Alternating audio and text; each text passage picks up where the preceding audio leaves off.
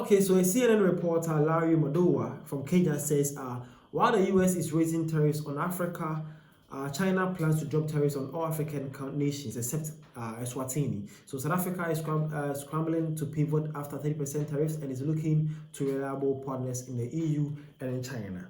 We'll watch it. The Trump administration, Paula, says that it's moving away from aid to trade, and yet it has not signed a single trade deal here. And in fact, Africa's largest economy, South Africa, is scrambling just to get U.S. officials on the phone to agree on what exactly will happen. They need the American market because it's the second largest market, and they have not succeeded. And right now, it appears that the South Africans have accepted that these 30% tariffs, the highest on the continent, will come into effect, and they are powerless to stop it. In fact, they're looking in another direction. Listen to South Africa's foreign minister. South Africans, we need to prepare ourselves for the reality that this is an unpredictable market. This market being unpredictable does need us as a country to de-risk, to diversify in terms of our economy, to build our own self-sustainability, to look into other markets across the globe. He mentioned the European Union and China as reliable partners in this pivot away from the United States. And it's something a lot of other Africans will have to seriously consider, because right now, as the US is raising tariffs on African countries, well, and the rest of the world, China is going the opposite direction. China has announced that it intends to drop all tariffs for all African countries except Eswatini, which still recognizes Taiwan, and China is already Africa's largest market. Africans export 4 times as much goods to China as they do to the United States, and they come with a lot less baggage, Paula, so to speak. Yeah, and many have argued that, in fact, it is a complete pivot for Africa, that China will be its sphere of influence and the U.S. will no longer be even a player there. Larry Madowa for us. Appreciate it. Okay, so that is the video right there. And that's Larry, and he's actually a CNN correspondent, and that is how he's narrating the story. So we all know that recently Donald Trump has been on Africa much, and not only Africa, but the whole world, targeting tariffs on different countries and also increasing tariffs to some certain countries based on his belief and his feelings towards them. Well, one of the highest in Africa is South Africa. South Africa had been hit with a 30% tariff, okay?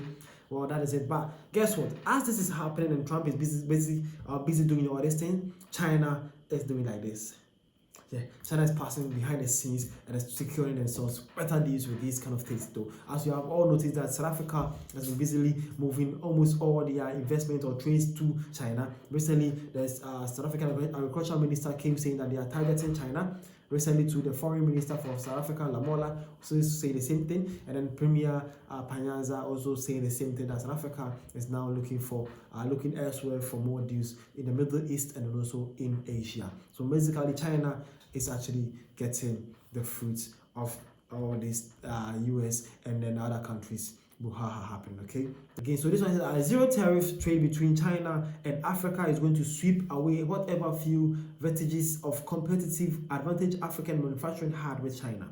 Oman is saying that, well, this zero tariff that China is actually also proposing to Africa will not actually be all that good, because it's actually going to let China be able to flood in most of their goods, and they're going to collapse a lot of African business and African made companies. That's so true, though. Chinese, their things are more cheaper, but most of the time not very quality, but they are going to swim in with more of them to collapse the African other markets, and that is also not safe at all. But that's true.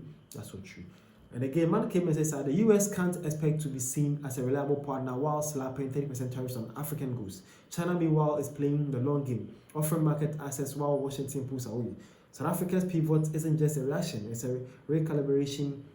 When the so-called allies punish you, you look elsewhere. So that is also what man is actually saying, and his taste also is there. Again, this man case says Trump's America First strategy is rapidly becoming America alone. Tariffs on Africa push the continent toward more reliable partners like China and the BRICS bloc. Washington is losing ground fast. Well, these are all the beliefs of some African people and how they see that Trump's decisions is actually going to cost America more than they think it would. They say it's not going to be America first, but it's going to be America alone. And that's true. And again, man is saying that every country will look elsewhere, and that's probably China and Europe. Donald does not know how detrimental this could be to the American economy.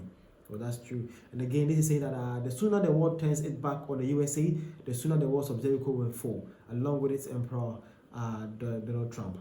Oh, Trump is not an emperor now. He's the king of the United States, bro. Don't be like that. And lastly, bro came in and says that this it's time to move away from the USA, market and look for other reliable partners like China and Russia.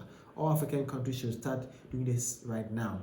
So that is a take from another brother, and that is how he says this to be. Okay, so that is what's happening, and these are developments, things that Africa and China is doing. As US is playing along, China is making a serious advantage here. The name is Dashi. Thank you for your time.